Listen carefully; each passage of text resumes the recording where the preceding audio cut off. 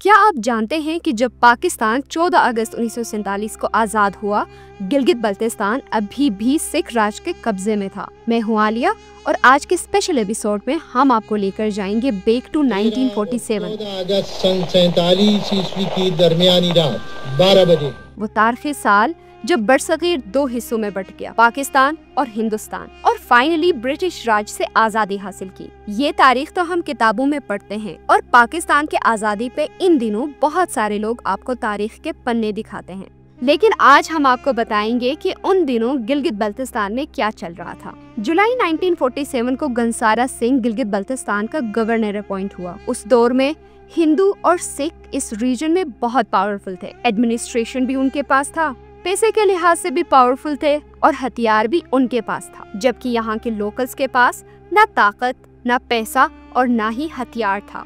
यहाँ के लोग दो हिस्सों में बटे हुए थे। एक कहते थे जो इन पहाड़ों से टकराएंगे वो पाश पाश हो जाएंगे, और उनका इशारा गंसारा सिंह और सिख राज की तरफ था। जबकि दूसरे लोग जो हमारे हीरोज हैं, जिनमें कर्नल हसन खान, कैप्टन दुरानी जो बाद में कर्नल दुरानी बने, हैदर खान और मोहम्मद खान जराल शामिल थे, जो कश्मीर स्टेट फोर्स में ऑफिसर्स थे। जून और जुलाई 1947 में कश्मीर में लोगों के ऊपर बहुत जुल्म ढाए गए, जायदादें कब्जा की गई और यहाँ तक कि खवातीन की इज्जत भी महफूज ना रह सकी। तो इन ऑफिसर्स ने एक खुफिया मीटिंग रखी जिसका मकसद था कश्मीर और गिलगित बल्तिस्तान को सिख राज और हिंदू राज से आजादी दिलाना।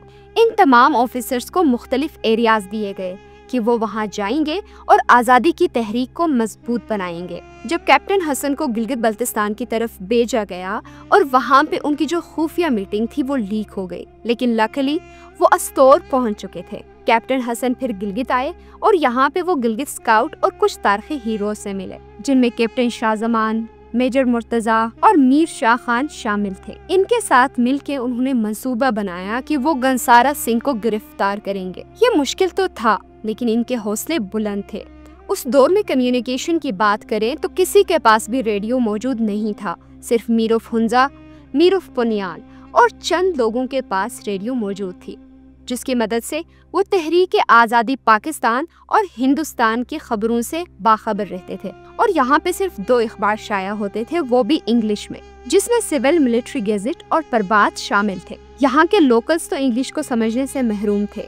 सिर्फ कुछ मुंशी और कुछ तालीमी याफ्ता लोग वो अखबार पढ़ते थे। और उस दौरान बन के रहेगा पाकिस्तान और बट के रहेगा हिंदुस्तान के नारे बुलंद थे। जब पाकिस्तान 14 अगस्त 1947 को आज़ाद हुआ, तब तक गिलगित बल्तिस्तान अभी भी सिख राज के कब्जे में था, लेकिन यहाँ पर आज़ादी के तहरीके उरूज पर थी। और 1 नवंबर 1947 को गंसारा सिंह को गिलगित सिटी में गिरफ्तार किया गया, और ये वो दिन था जब गिलगित सिटी आज़ाद हुआ, लेकिन पूरा गिलगित बल्तिस्तान अभी भी सिख राज के कब्जे में था। गंसारा सिंह को गिलगित सिटी में काफी अरसे तक कैद में रखा गया और बाद में KH खुर्शीद के तबादले में उनको हिंदुस्तान भेजा गया।